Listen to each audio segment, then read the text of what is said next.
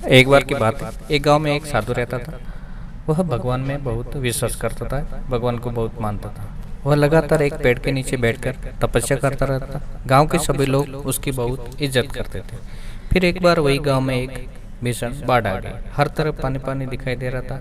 सभी अपनी जान बचाने के लिए इधर उधर दौड़ रहे थे। कई लोग ऊंचे स्थानों की तरफ दौड़ रहे थे। तो इसी बीच लोगों ने देखा कि साधु बाबा पेड़ के नीचे ही बैठे हैं।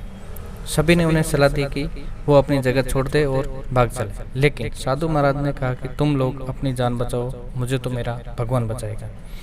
धीरे धीरे पानी बढ़ता गया।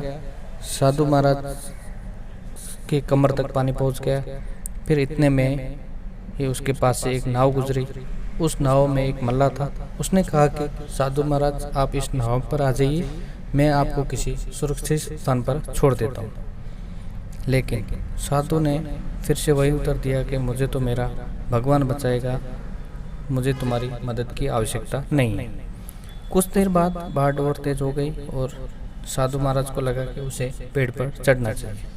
साधु ने सोचा कि उसे वहां बैठकर ईश्वर को याद करना होगा।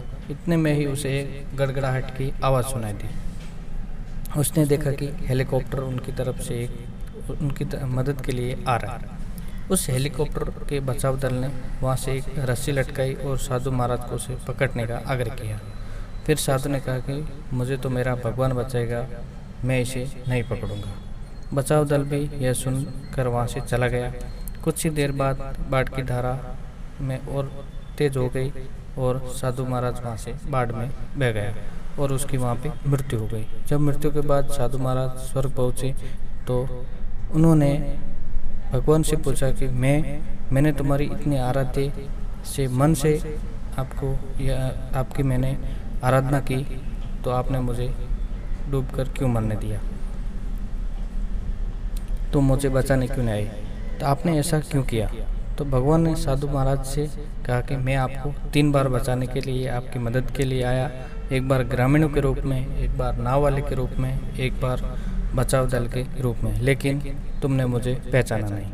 इस कहानी से यही सीख मिलती है कि ईश्वर हमें कई बार मौका देता है, लेकिन हम अवसर की प्रतीक्षा नहीं करते और यह तेज़ी से गुजर जाते हैं। अगर इन्हें पहचान कर लाभ उठा लेते तो हम अपनी मंजिल तक आसानी से पहुंच सकते हैं।